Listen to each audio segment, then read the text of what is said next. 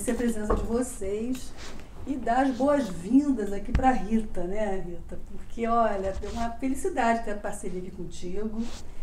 E depois eu apresento você para passar a bola, mas antes disso eu queria falar um pouco do que a gente vem fazendo até agora, né? A grande questão que eu venho percorrendo é a questão freudiana do que quer uma mulher. Foi lançado aqui. E aí a gente foi lá com Simone de Beauvoir, com Clarice Lispector, Virginia Woolf, percorrendo essas grandes escritoras. A Simone de Beauvoir, o Sartre, ele faz essa pergunta, ele lança essa pergunta para ela, né? O que é uma escritora, o que quer uma mulher como escritora, e fale desse lugar. E ela então escreve Segundo Sexo, né? Para responder ao Sartre a pergunta freudiana. E ali ela faz o nome dela ficar rica, se torna a Simone de Beauvoir, com a grande frase, né? A mulher não nasce mulher, torna-se mulher, que é uma frase freudiana. E nós também, Rita, aqui falamos sobre a feminilidade. Até a Graça Soares trouxe esse texto do Freud, que foi muito legal, também uma parceira querida, uma amiga que eu admiro muito, assim como você, que esteve aqui comigo, né? E aí, nesse texto da feminilidade, o Freud ele é textual, ele vai dizer o seguinte, olha, a psicanálise não se propõe a falar sobre a mulher. Né? É irrealizável, né? Você falar, né? O feminino é algo irrealizável, que você vai pegar no Lacan, essa questão da mulher que não tem representação no inconsciente do que é ser uma mulher. Então essa questão nós, né, fomos, pesquisamos, estudamos aqui a feminilidade. Agora hoje, assim, o tema que eu estou assim, debruçada, interessada na minha tese tudo também, é o seguinte: essa aproximação da posição feminina com a posição masoquista. Isso está assim, né, me capturando essa questão. E aí o Freud, tem dois textos do Freud que ele, né, que a gente não pode deixar de falar, que é o Bate-se numa Criança, de 1919, e o Problema Econômico do Masoquismo, de 2024. Nesses dois textos ali, fica claro, sim, quer dizer, o Freud, no primeiro momento, ele aproxima a posição feminina a uma posição masoquista. Homens e mulheres circulam nessa posição feminina, e o que ele vai falar que, né, que tem uma questão aí que é o bate-se, né, que é deixar ser batido como um substituto do ser amado, essa posição de objeto, que a mulher tem uma certa aproximação, sim, né? Esse objeto, ela vai para a posição ali de objeto para despertar o desejo do outro. Ela abre mão do desejo dela para ser o objeto de desejo do outro. E nesse sentido, tem uma aproximação, sim, com a posição masoquista. Tem uma, né, facilmente ela escorrega para esse lugar. Até porque, como não tem uma representação do feminino no inconsciente, ela acaba, através de um homem, por exemplo, né, sendo essa mulherzinha do homem, é como se ela ali tivesse um lugar de mulher, né, nessa referência ao homem, né, se oferecendo como objeto. Então, é claro que o Freud ele vai dizer também que isso não deu conta, ele leva a teoria dele, ele continua, né, indo para outros, vai navegar em outros campos, mas inicialmente tem essa aproximação, sim, desse lugar aí, né, da posição feminina, essa aproximação aí com essa posição masoquista que me interessa pesquisar mais. Agora, uma questão fundamental, assim, para marcar uma diferença, uma distinção, é que a posição masoquista, o sujeito, ele desperta uma angústia no outro. E a posição feminina é via o amor, né? A questão da Rita. Eu estou só esquentando aqui para passar a bola para você, porque tem essa distinção, sim, né? Quer dizer, essa posição da mulher, do feminino, vai nesse viés do amor, né, Rita? E o masoquismo, o Lacan vai dizer que é uma demandante de sexo, tem uma questão da sexualidade, né? Está mais voltado para esse sexual, para essa angústia, despertar essa angústia do outro, enquanto que aí teria uma diferença realmente, né, dessas posições. Mas isso está me interessando, isso é uma coisa que eu gostaria, sabe, que a gente pudesse falar mais, estudar mais, até ouvir mais vocês, Hoje, na academia de ginástica, o professor terminou a aula assim, pois é, porque toda mulher gosta mesmo de um cafajeste. Meu Deus. Quando eu ouvi aqui, eu falei, não estou acreditando, eu vou ter que terminar minha aula agora de ginástica, ouvindo isso, fiquei até quieta, né? Quase que eu falei assim, vocês não querem ir lá para a Cidade das Artes, continuar? Mas a gente escuta isso, e tem muito isso também, né? No senso comum tem, a mulher gosta mesmo de ser maltratada. Que parte é uma fantasia dos homens, né? Que é a fantasia dos homens, né? Pois eu não vou muito seguir por aí. Não, pois é, mas assim, isso aconteceu hoje, Rita. Então, assim, eu acho que é um tema que vale a pena, né? Aqui na Cidade das Artes, a gente ter uma roda de conversa e seguir, né? Tô levantando essa proposta para vocês. E agora eu vou passar a bola aqui para a Rita, tá, Rita? Só para dar uma esquentadinha. Olá para todos. Então, essa introdução que a Gilda já fez, eu achei interessante, porque também tem um detalhe que eu acho que é importante a gente reconhecer, que tanto Freud como o Lacan, eles tiveram assim uma posição muito interessante. Eles se deixaram ensinar pelas mulheres, né? Eu acho que isso já, se a gente for tomar em conta assim, o momento do Freud, o momento assim, de um determinismo muito ainda, a época do iluminismo, né? Quer dizer que o Freud, na verdade, ele começou como um neurocientista, para a época dele era isso que ele era. Então, assim, que destino tinham as mulheres até então? Ou a fogueira, ou os consultórios médicos, ou os tratados de psiquiatria. A histérica foi muito maltratada, né? E, de repente, o Freud parou para ouvir o sofrimento dessas mulheres. Então, assim, e no início ele entrou numa posição tanto de mestre, né, até que uma delas, felizmente, falou, cala a boca aí, fica quieto e me escuta. E ele se deixou ensinar. Por outro lado, depois eu vou desenvolver melhor isso, o Lacan também, né? O Lacan já entrou na psicanálise com as irmãs Papin, Aimé, depois ele foi para a tragédia, para a literatura, sempre ligado no que as mulheres tinham para contribuir, né?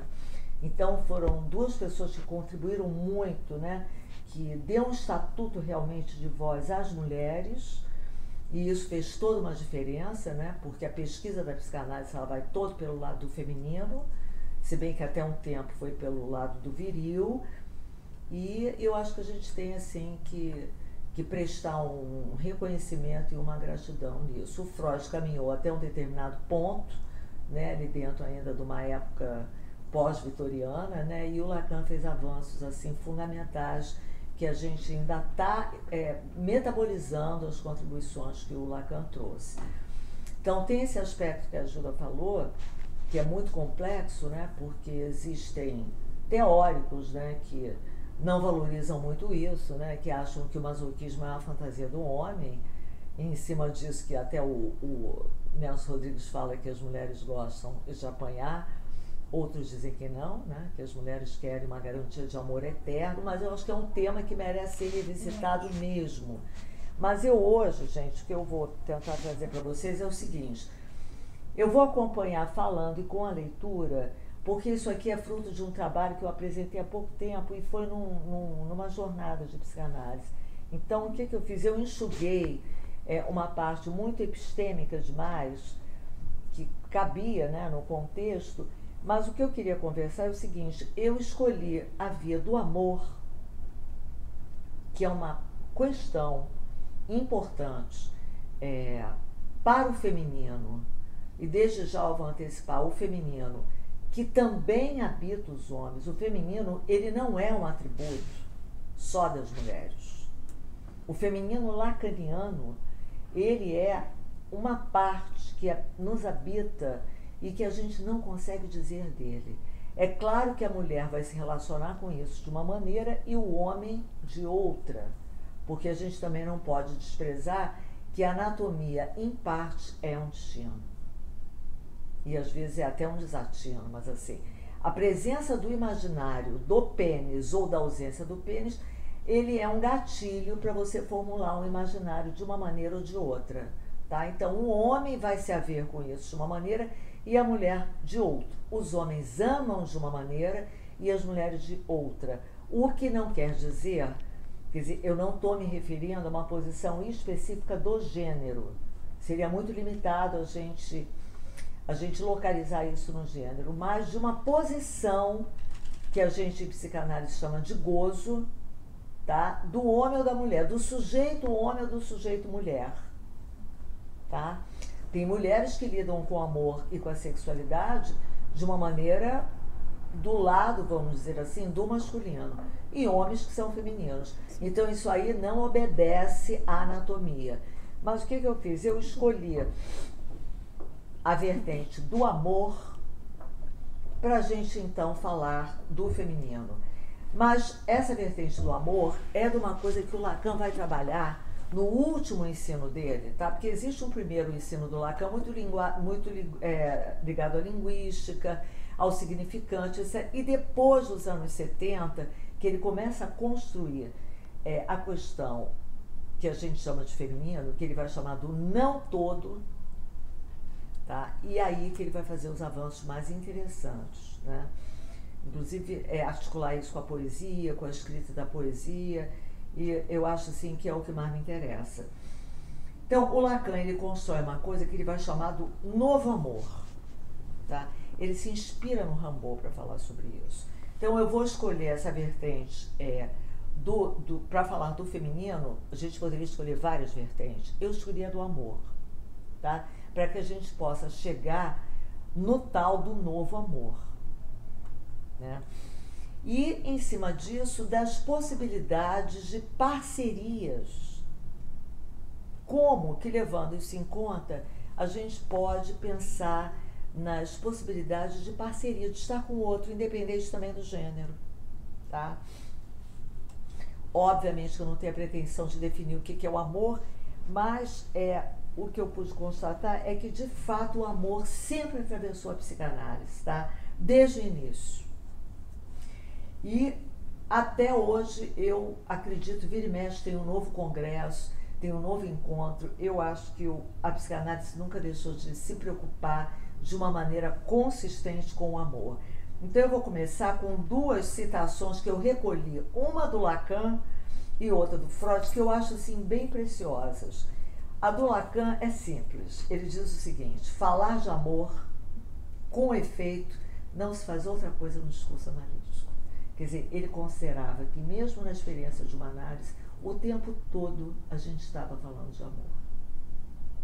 Não tem como você falar de análise, mesmo que não seja uma fala explícita do parceiro ou da parceira, estamos sempre falando do amor. Então o amor é o grande pano de fundo.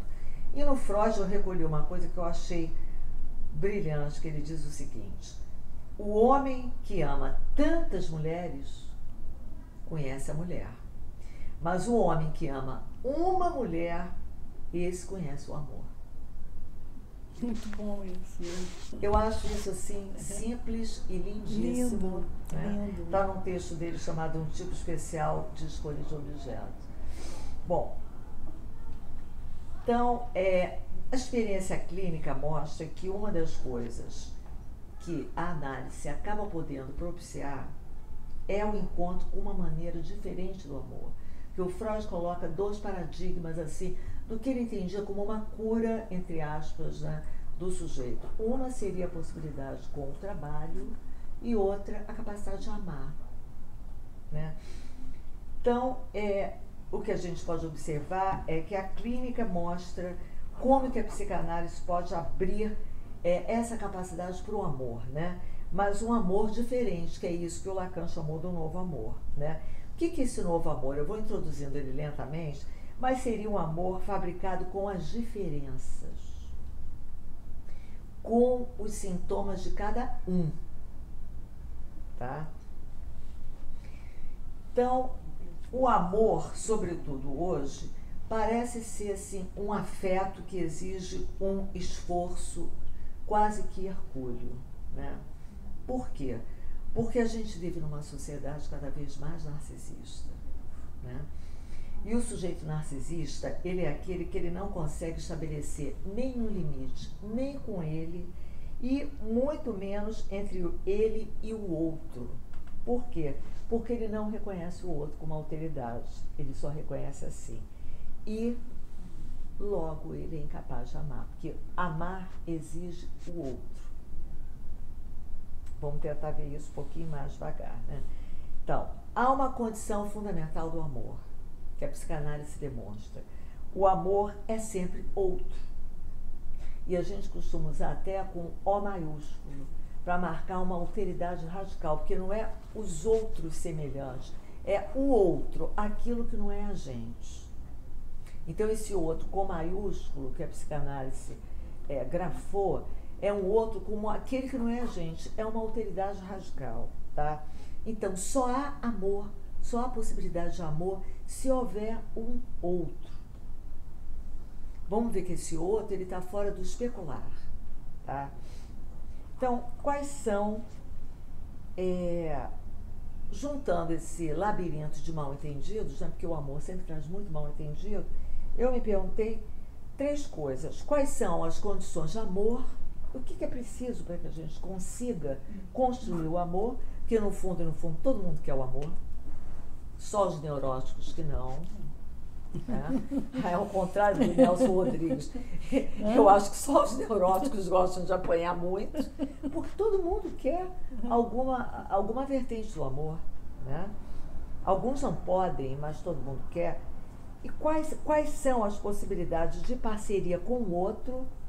Que tipo de parceria a gente pode fazer com o outro?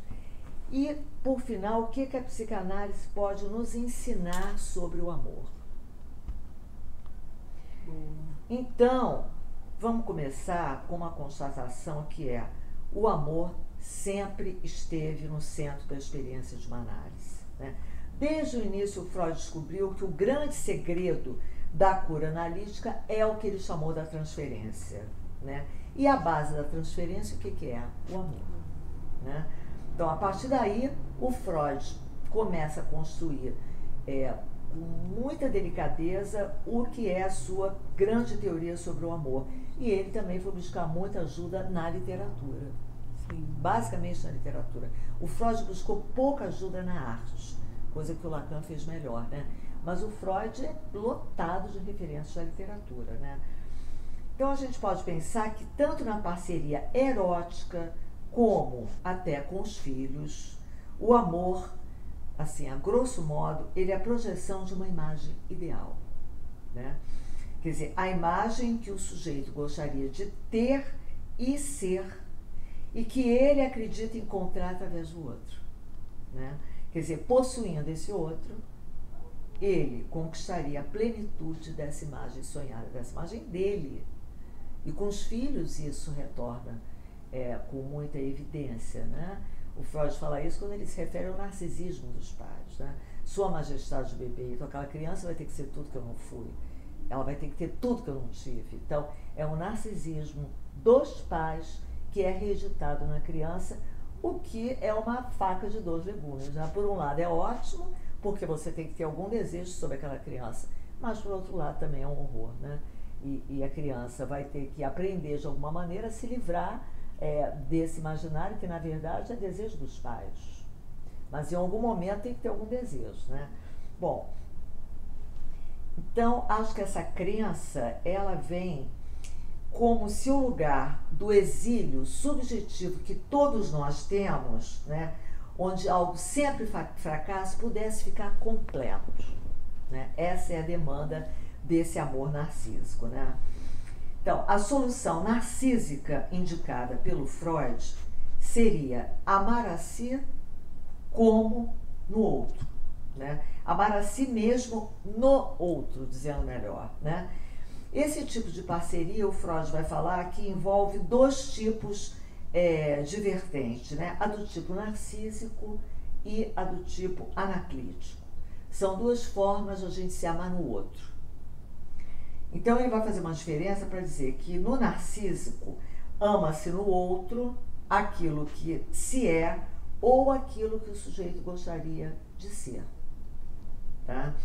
E no anaclítico ama-se no parceiro o apoio que ele dá, né? E a gente pode ter a mulher que alimenta, né? Ou o homem que protege. Em ambos é a relação da edição com os pais, tá? Outra coisa que o Freud trouxe, que é bastante importante, ele comparou essa faísca assim, fugaz do amor, aquele amor-paixão, à hipnose. Então ele vai dizer que é uma situação, uma experiência que todos nós já tivemos, né?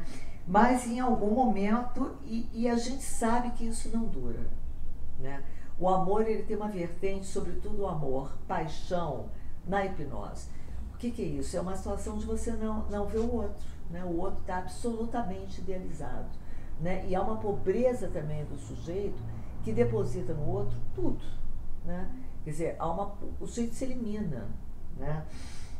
Então, o Freud vai comparar, paradoxalmente, esse estado de êxtase, que na verdade vem junto com uma situação de angústia, né? É uma situação de angústia que a relação do outro sempre traz. Quer dizer, apesar de ter esse êxtase no amor-paixão, esse amor ele também vem acompanhado de angústia. Qual angústia? A angústia de perder o outro. Quanto mais hipnotizado, quanto mais siderado a gente está, maior é a angústia da perda, né? De perder o outro. Então, essa completude do amor é sempre da ordem do engodo.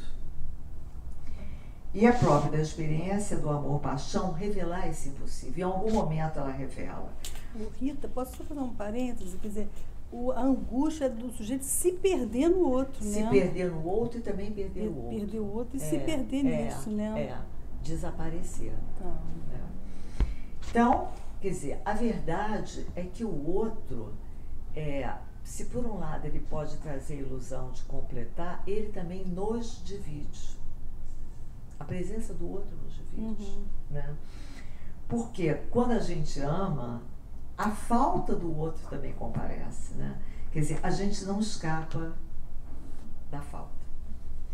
Então, o Freud demarcou a existência de dois campos, isso é importante, quer dizer, eu estou falando assim, da base da teoria da construção do Freud, do amor, para depois a gente ver no Lacan como é que isso vai ficar diferente, né? O Freud demarcou dois campos de amor que deveriam se unificar, né? Uma é do amor e a outra é do desejo sexual, tá?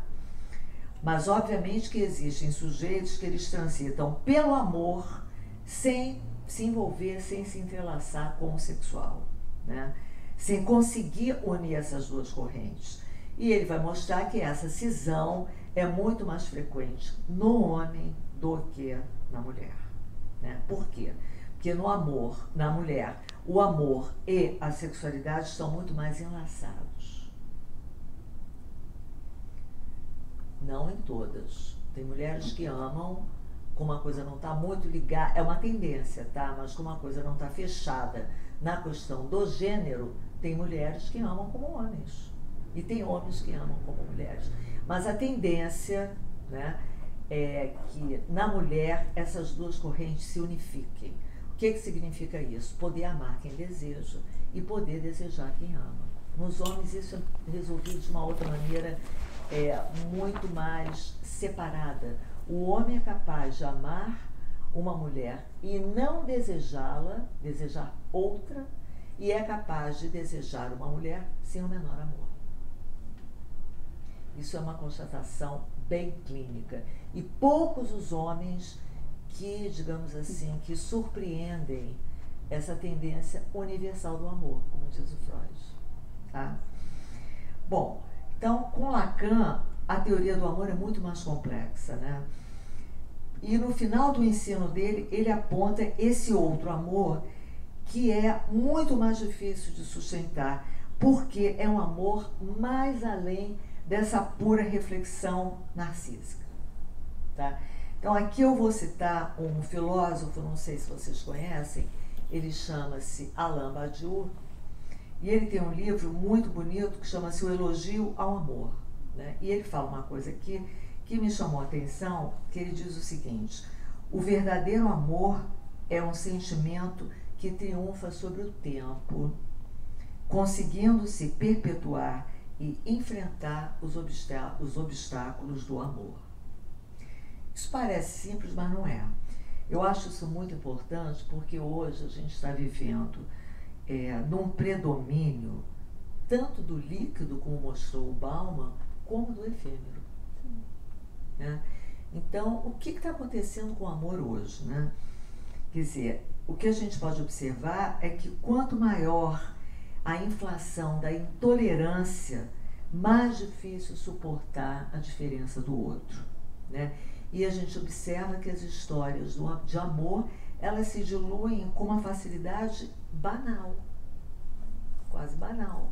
Mas na verdade não seria um pouco narcísico, porque as pessoas elas querem um amor incondicional, totalmente narcísico. mas elas não sabem doar esse amor incondicional. Não sabem suportar as diferenças, né, do outro. Então qualquer coisa, não, esse aí tá chato porque são defeitos banais. Então o Badiou aponta isso, que nesse momento do efêmero e do líquido, como o amor está agonizando, como o amor é diluível, né? Isso me chamou a atenção, né?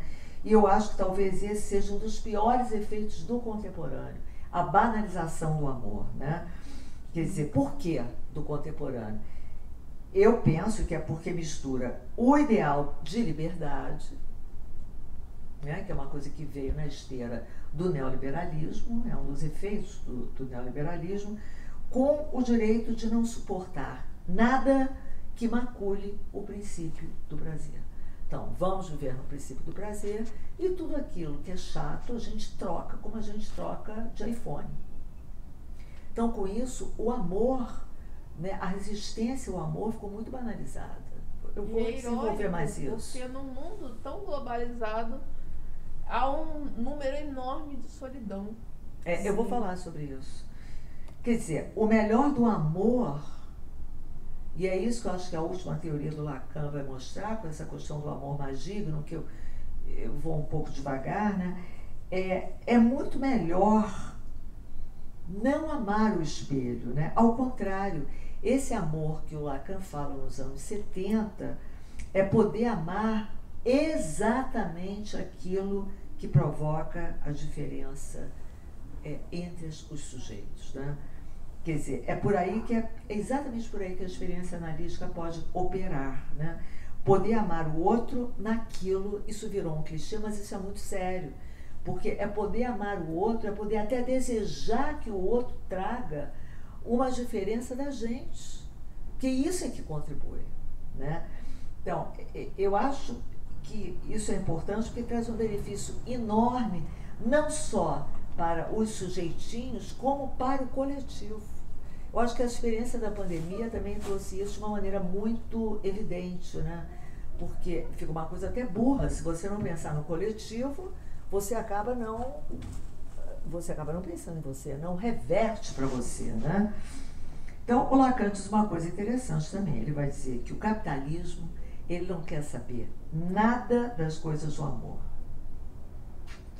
Vamos ver o que é isso, né? Mas o amor, ele pode ser uma invenção feliz, né? Ele pode ser uma invenção feliz em alguns momentos, até para que a gente possa suportar existir. Não é fácil existir, né?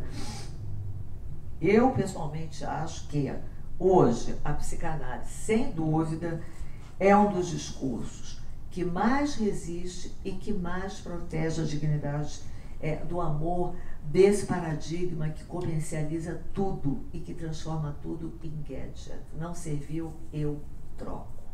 Não serviu, eu elimino. A psicanálise vai resistir a isso, sem se tornar nenhum discurso da ordem do conservador, né? Uma coisa é a gente separar o que é da ordem do tradicional, daquilo que do amor se repete, que tem algo no amor que é estrutural, e dos parâmetros, digamos assim, conservadores. Não é disso que se trata, né? Então, a gente vai ver que o Freud começou a construir a sua teoria do amor, né? Observando uma coisa muito interessante com as crianças.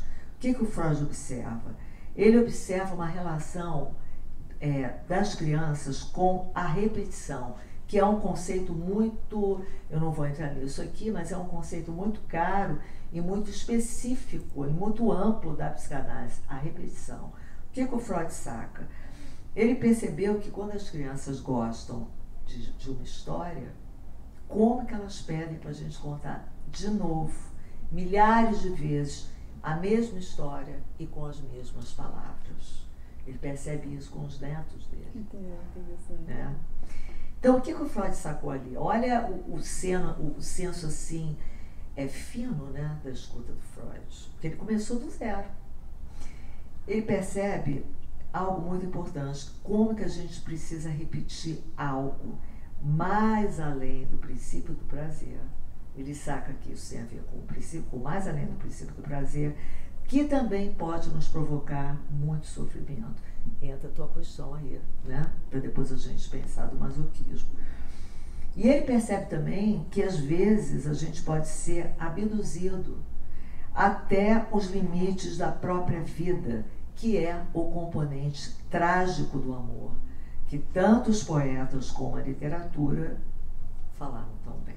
E é aí que o Lacan vai pegar essa esteira, né? A gente tem, por exemplo, Tristão e Isolda. A gente tem, por exemplo, Abelardo e Heloísa. A gente tem Romeu e Julieta, né? Quer dizer, em todos, a busca do amor, né? A busca da paixão, digamos assim, e do tal do verdadeiro amor. A gente tem que aprender com esses exemplos clássicos da literatura, né? Então, eu me dei conta que em todas essas histórias, os amantes, eles se situam numa posição que o Lacan chamou, aí eu já estou misturando um pouquinho, mas depois eu vou voltar para separar, o Lacan chamou de fora da lei.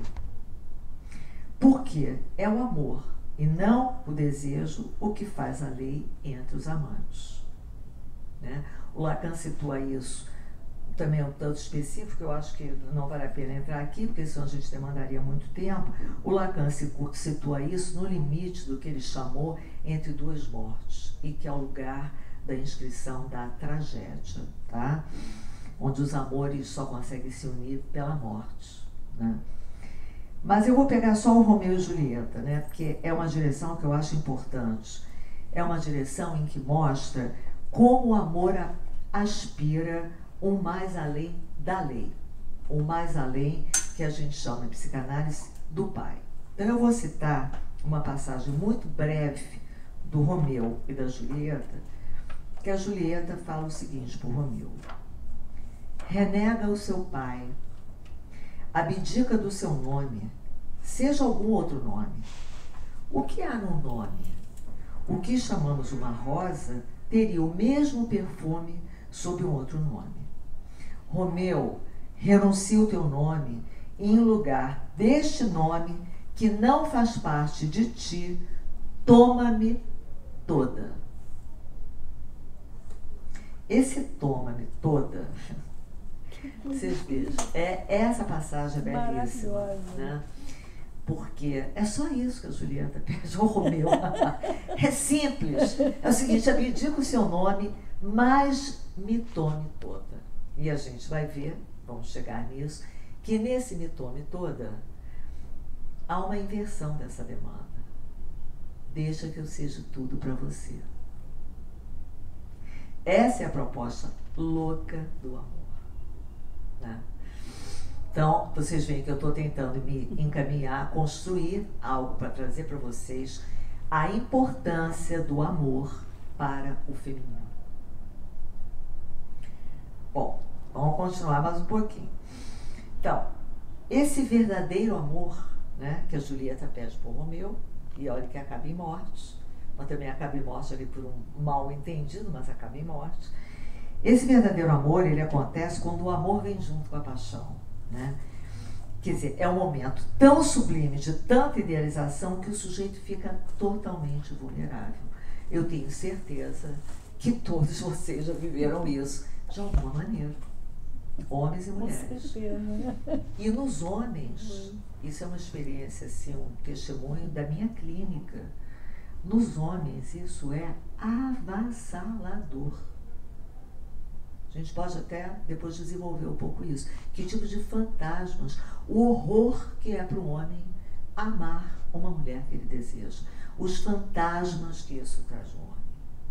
Na mulher, o horror é quando o amor não vem com desejo.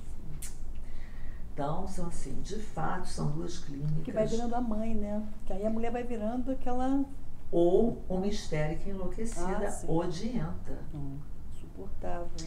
Porque aí no caso da mulher, um homem que só quer dela o amor e não o desejo, ela se sente completamente degradada enquanto mulher. Aí a gente vai cair, e eu vou falar hoje, na vertente da devastação, que é a outra face, né? Isso é muito complicado na clínica das mulheres, né? A devastação, digamos assim, é uma doença, não que ela não possa acometer os homens, porque acomete, mas na mulher isso é uma coisa assim que a literatura traz contribuições maravilhosas. Bom, então o Freud comparou esse estado, né, desse amor verdadeiro à hipnose, né, mostrando o seguinte, que como na paixão há uma exaltação tão intensa do outro, né, que o sujeito sai fora do princípio da realidade, né? O sujeito vira um nada. O texto dele, caso vocês tenham interesse, porque eu não quis me referir muito a uma coisa muito acadêmica, mas esse texto do Freud está no Estar Amando e Hipnose. É um texto pequeno, curto e muito grosso, que está na Psicologia das Massas, tá? Se não me engano, é o capítulo 7. Psicologia das Massas? Psicologia das Massas? Sim, na Psicologia das Massas tem o capítulo 7, onde ele fala porque é para falar exatamente da hipnose do sujeito submetido às massas. Então tem um capítulo que ele se dedica para falar do estar amando e hipnose, onde ele coloca que como no estado da hipnose, a libido do sujeito vai toda, tem uma balancinha, né? Libido do eu, libido do objeto, a gente tem que manter isso num certo equilíbrio, e na situação do estar amando, da hipnose, do ser totalmente apaixonado, a libido do eu vai toda para o objeto. Então o objeto tem aquele valor incrível. Se agiganta, né? E o sujeito fica miserável. Fica reduzido, né? Fica esvaziado a nada, né? Fica reduzido a nada. Ele pensa isso como um estado de adoecimento, tá? Bom, então, esse estar reduzido ao nada, o Freud atenta que o sujeito pode cair numa espécie de loucura para se proteger do nosso desamparo estrutural, tá? Então, aí, nesse ponto, o Lacan vai trazer uma contribuição preciosa quando ele diz o seguinte: a gente não ama o outro por nenhuma qualidade objetiva, mas por algo mais do que ele, que tem a ver com o nosso desejo. A frase do Lacan, que eu acho lindíssima, ele diz o seguinte: amo, está no seminário 11 dele, tá? Bem no final. Ele diz: amo em ti algo mais do que tu. Esse algo é que me interessou. Né? Vou repetir. Algo, amo em ti, veja bem, algo mais do que tu. A gente não sabe o que é amor. Então, é preciso deixar claro também uma coisa que me ocorreu aqui. Felizmente, muito pelo contrário, porque eu estou trazendo assim aspectos, vamos dizer, eu não gosto da palavra patológico, né? Mas aspectos que a gente tem que tratar nessa construção do amor, mas a psicanálise, ao contrário, ela não cura ninguém do amor, não, tá? Muito pelo contrário. Curar alguém do amor, eu acredito que seja até uma via da renúncia, né? Quando você desiste de amar. É muito triste, né? Então, acho que o contrário, acho que o trabalho da psicanálise é um trabalho de esvaziamento das idealizações e do super-eu, né? Permitindo o sujeito liberar, né, a sua pulsão e topar enfrentar o outro nesse trabalho do amor. O amor é uma construção muito trabalhosa, que, como eu falei antes, é mais fácil trocar. Né? Em tempos do efêmero, do líquido, tá enchendo o saco, eu vou trocar. Isso aí não serve, eu quero saber enfrentar. Obviamente que existem limites do insuportável, existem limites do impossível. Sim, não é raro uma análise de ver que o outro tem defeitos, mas esquecer que você também tem defeitos, né? E muitas vezes você pode escolher o outro exatamente por esses defeitos. Esse algo em ti mais do que tu, ele pode dizer muito sobre o sujeito, mais do que ele pensa, né? Então, o Freud vai dizer com todas as letras, no Mal-Estar da Civilização, falando sobre isso, né, sobre a expectativa do que se fazia com o amor, que o desejo, por essência, o fato de a gente ser desejante, por essência, ele implica numa certa infelicidade, sim. Tudo isso eu estou preparando para trazer para vocês o que é esse amor mais digno, para a gente também não ficar idealizando o que é um amor mais digno. Então, eu já estou introduzindo assim, o desejo, vão notando, ele implica uma certa infelicidade, né?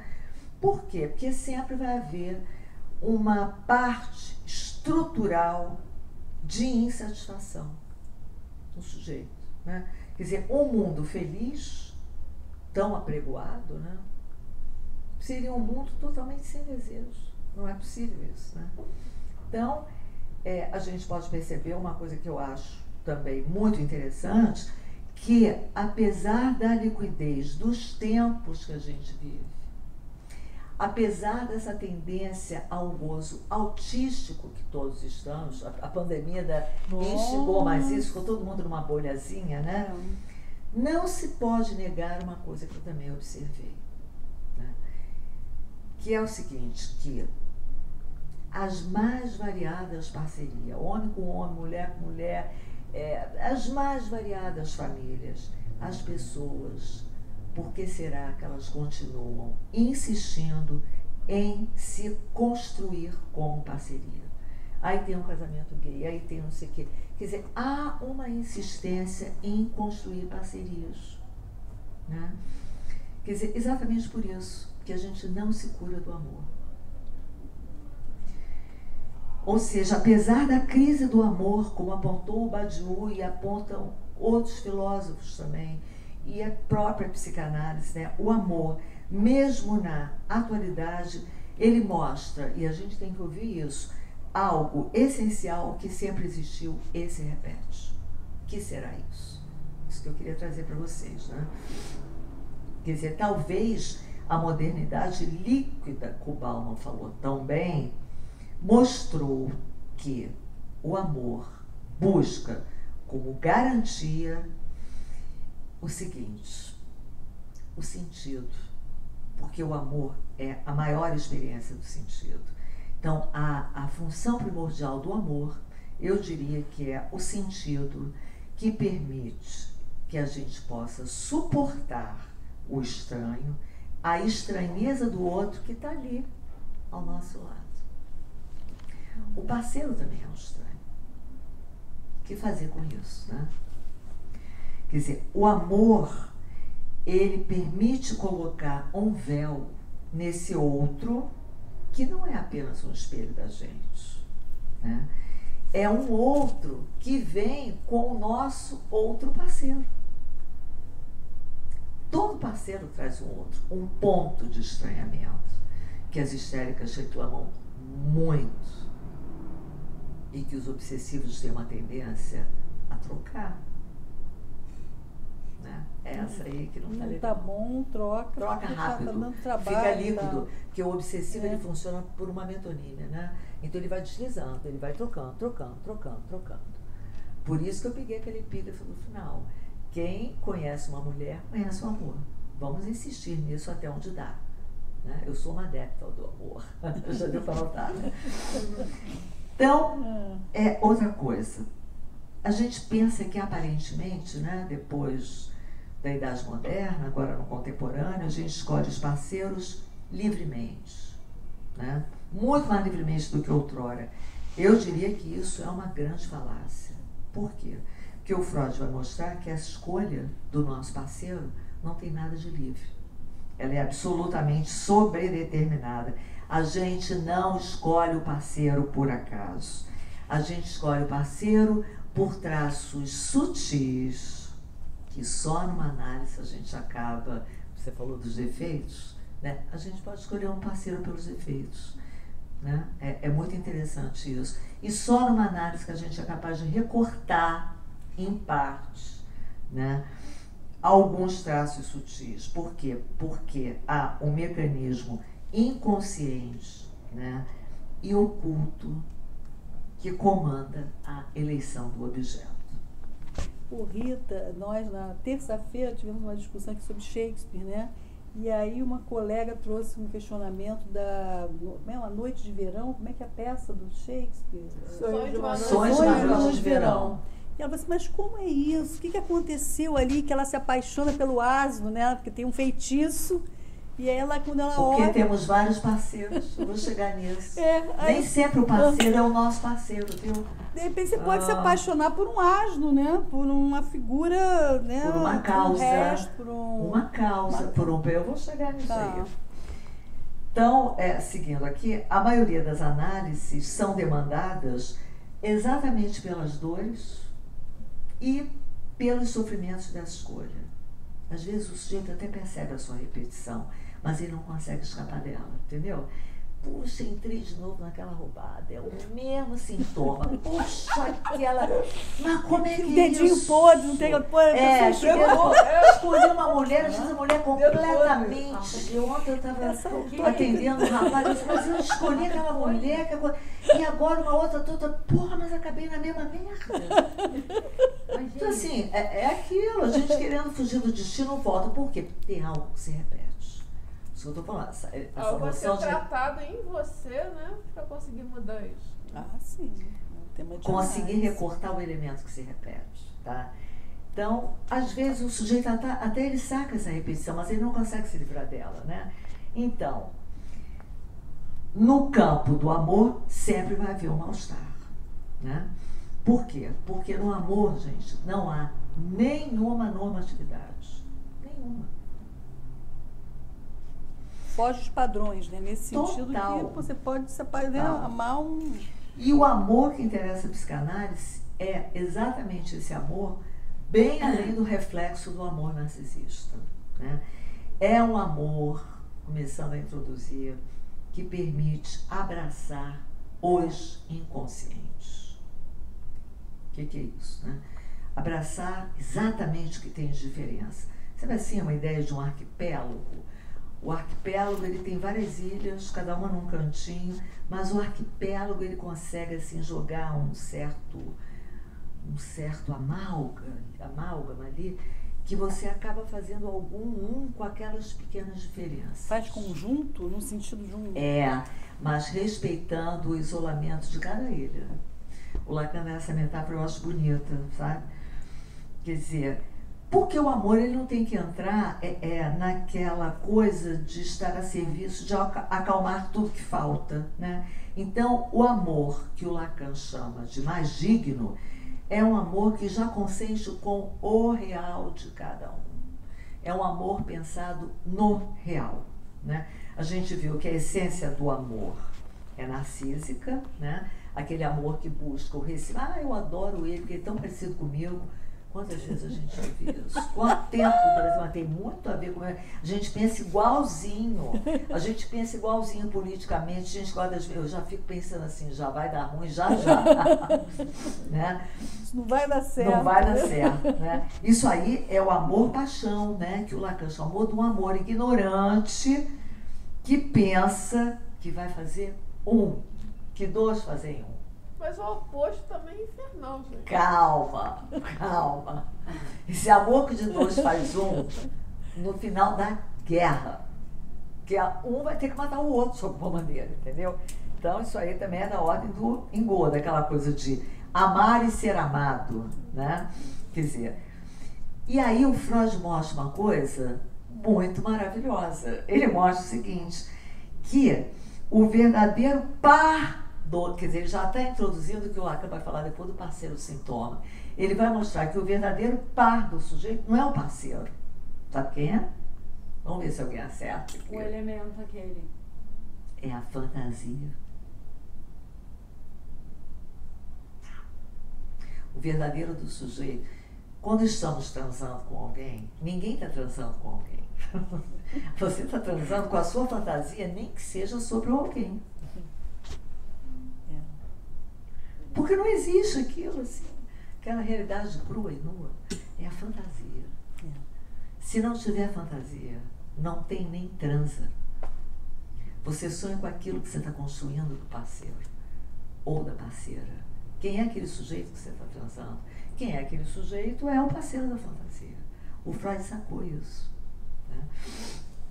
Ou seja, o objeto que causa o nosso desejo não é apenas um parceiro em particular, mas aquele algo, que eu falei que era o algo que interessava, que é a fantasia de cada um. Quando essa fantasia cai, é ruim ver o que sobe. Ah, sim.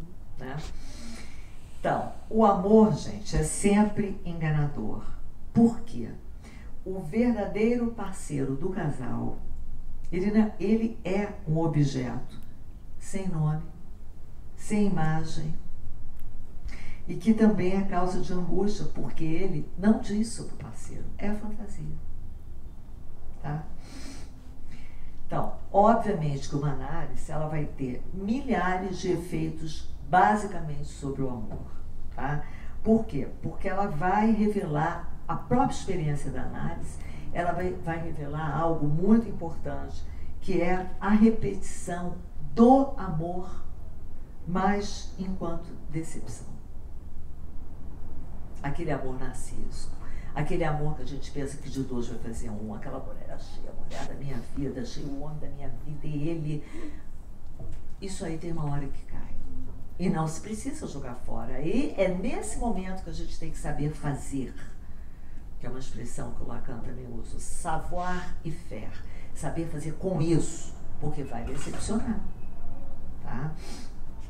Mas se uma análise for orientada para incluir o real, que é isso, né, que acaba desencantando, é possível surgir sim um amor mais digno, né? Aquele em que o sujeito não acredita mais tanto no parceiro. Estão entendendo? Se o Lacan dá um exemplo, que ele fala que seria um amor ateu, um amor menos tagarela e que libera o sujeito da sua repetição. Um amor ateu porque você não diviniza o outro. Você não bota o outro no lugar de Deus. Tá? E esse novo amor, ele revela alguma coisa muito importante, que é o exílio de cada um de nós. Quer dizer, é o impossível do amor fazer aquela paz absoluta. É o exílio de cada um de nós, né? Quer dizer, o que é bem diferente do amor impossível que o neurótico busca, né? Aquela ali tá difícil, então é aquela ali que eu tenho que conquistar. Isso é da ordem da neurose, né?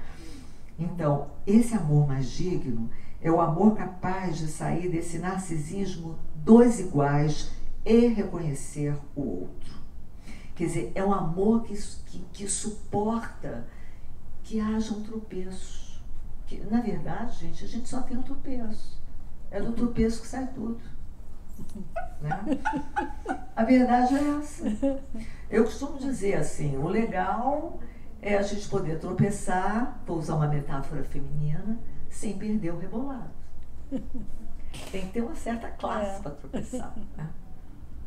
Você leva um tom, tem até um meme que rola aí, né? Não, mas tem um meme que rola, o ano passado rolou muito, era maravilhoso, era uma mulher toda chique, com sapato, salta a agulha, ela leva um tombo, que ela se arrebenta toda, mas ela levanta assim, com uma classe, sai andando, ela não perde o rebolado. Então, usando isso como uma metáfora, a gente só tropeça.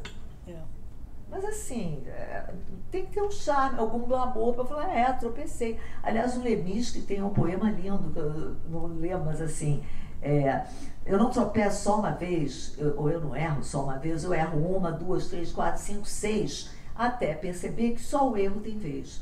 A gente só erra. Né? Bom, então, a partir dessa relação com o sentido, o Lacan propõe uma coisa, né, interessante. Ele vai propor o amor como uma das respostas que o homem inventou para olhar a morte. O amor é uma invenção. Então, ele está colocando aqui o amor como véu do horror da morte. Tá? E a partir daí, a questão que pelo menos ressoou para mim é, será que pode haver então alguma felicidade no amor? O que a gente pode esperar do amor? Né? Porque se a gente é sempre exilado no próprio gozo, realmente só nos resta buscar algum parceiro. Mas vamos ver que parceiro pode ser esse. E o Lacan avançou muito nesse ponto do parceiro, né? Para mostrar que aqui é que há o osso da sexuação. Por quê? Olhem bem o paradoxo que a gente vai ter que lidar, né, nesse tema do amor. Ele vai dizer o seguinte: a mulher deseja o falo e ama o amor. A mulher deseja, não falando de desejo, o amor. Ela deseja o falo, mas ela ama o amor. E o homem se identifica com o falo, mas o seu desejo se orienta pelo objeto. Vou explicar isso melhor, tá?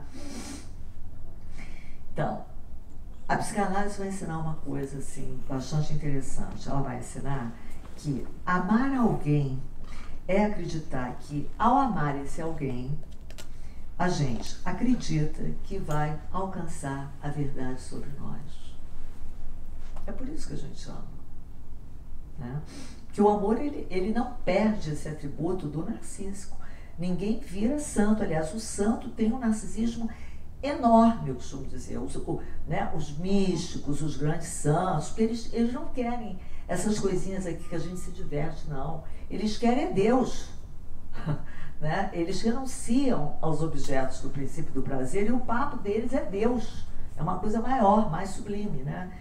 Então, quem que a gente ama? Quem que a gente pode amar? Aí o Lacan dá a dica, né? Amamos aquele que parece responder à nossa questão principal. Qual é a nossa questão principal? Quem eu sou? Não é? Quem eu sou? Quem eu sou para você, para o outro, pro meu parceiro, pro meu... Quem eu sou? A gente espera do amor esse retorno. A gente não é tão bonzinho de sair amando todo mundo para fazer caridade. A gente quer do outro o retorno de quem a gente é. Então, esse atributo do amor narcísico, ninguém se livra totalmente, mesmo com 30 anos de análise. Tem algo ali que permanece, né? E a psicanálise também vai ensinar que, para amar, é preciso, além disso aí, né, de quem eu sou, para você estabelecer um vínculo do amor, é preciso você incluir a castração, que eu vou chamar de outro nome, a pobreza. Não no sentido econômico, a pobreza, o não ter, o não saber, a ignorância, não no sentido da paixão, mas no sentido até do discurso analítico, né? Que o Lacan pensa a ignorância como saber no lugar da verdade. A gente não sabe tudo. E é desse lugar do não saber que a gente pode inventar alguma coisa. Então, o amor, ele tem que incluir a pobreza. Aí diz o Lacan, amar não é dar os bens, mas reconhecer a falta e oferecê-la ao outro. Ora, o que é isso? É a essência do feminino. Por isso que eu peguei o viés do amor. É exatamente o feminino. O feminino que habita cada um de nós, tá? Por isso que amar feminiliza, diz Lacan, porque o sujeito fica vulnerável e só há amor a partir do não todo, que eu também vou tentar transmitir para vocês o que é a história do não todo. É onde não há o todo. Então, a própria experiência do amor, ele feminiliza, tá? Quem ama está sempre numa posição feminina, num um a menos, e é muito mais complicado nos homens, porque trata-se de suportar o feminino em si, tá? Então, me parece que por aí, inclusive, surge como escapada dos homens desejar quem não ama. Entendeu? Porque é uma forma de se blindar e reencontrar uma posição viril, alguma posição viril. Porque quando se entrega no amor, é muito complicado. Então, o Freud apontou essa cisão da corrente do amor com o desejo, e na mulher isso é mais raro, mas na verdade eu estou falando de homem e mulher fora da anatomia, embora haja sim uma tendência para a anatomia, tá? Então, o Lacan vai dizer uma coisa que é muito curiosa e muito mal interpretada, que ele vai dizer o seguinte: o amor é sempre recíproco. Olha que coisa problemática. O que quer dizer isso? Obviamente que isso não significa que, para você, basta amar uma pessoa, que a pessoa vai te amar também. Não é por aí, né? Tá? Isso teria a ver com uma relação imaginária dual, né? Então, eu te amo, você tem que me amar. Não é isso. O que ele vai mostrar é que ele é recíproco. Isso eu acho interessantíssimo, porque tem um vai e vem pulsional, na medida em que, vejam bem, o meu amor por você diz algo de você que talvez nem você conheça, que talvez nem você saiba. Quer dizer, ele está falando, essa reciprocidade é vamos dizer assim, ela tem a ver com a responsabilidade. Você não precisa me devolver com reciprocidade, mas você tem que saber que há algo em você que me faz chamar. E você pode até não saber. Então, afinal, por que a gente ama alguém então? Quais são as condições do amor?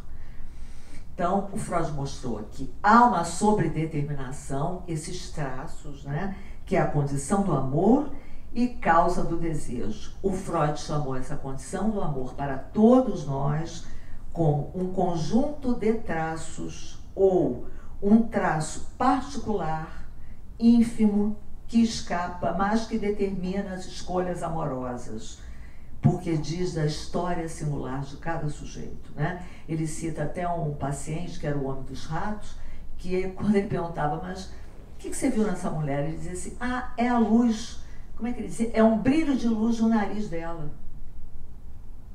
Era como o homem dos ratos se referia à mulher da paixão dele.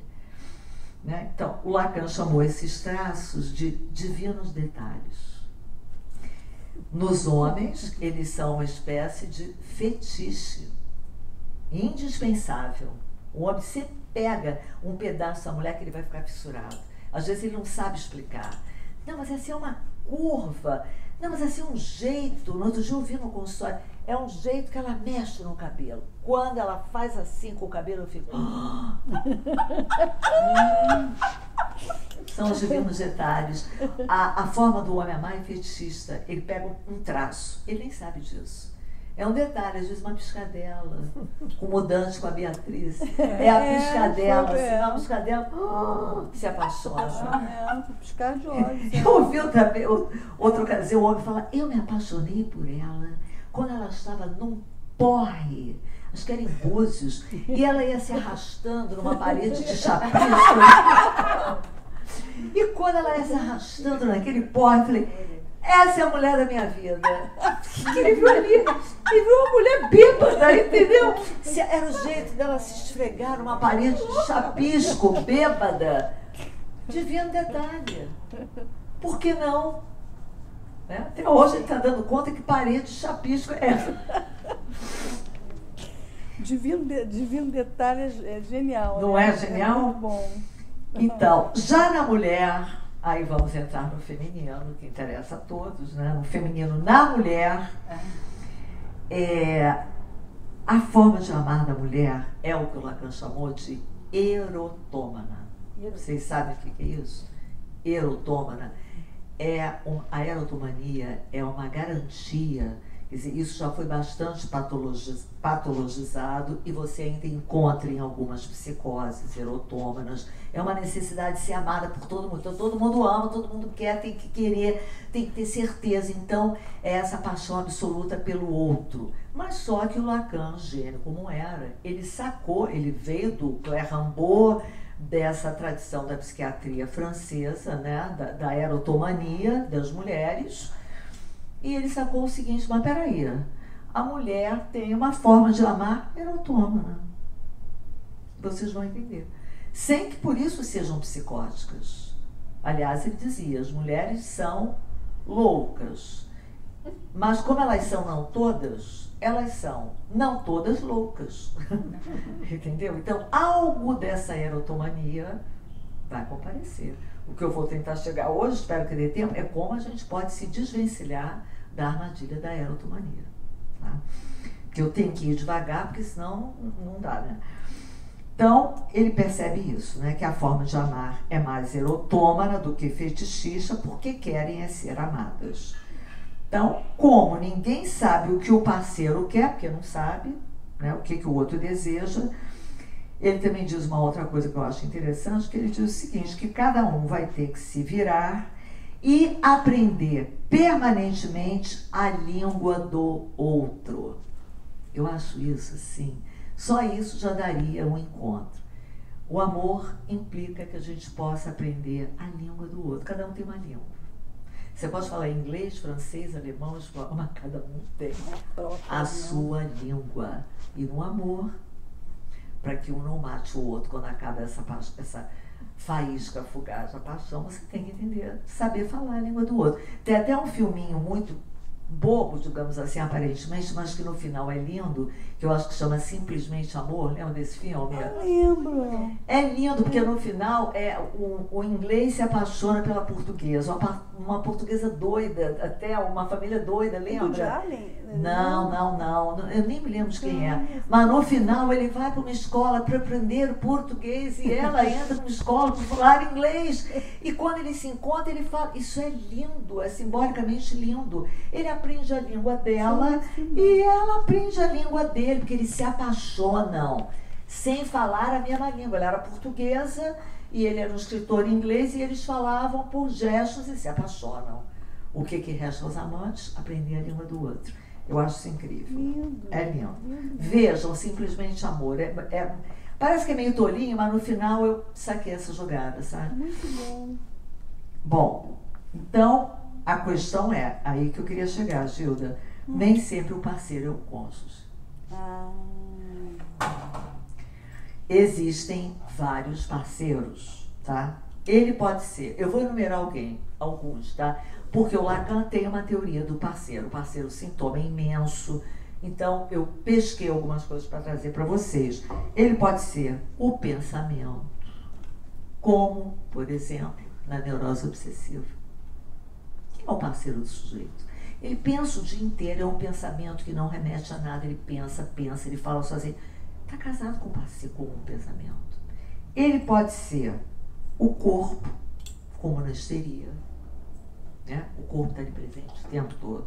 Ele pode ser a mãe, ele pode ser o dinheiro, né? Enfim, o parceiro tem muitas caras, então vamos definir o que é o parceiro.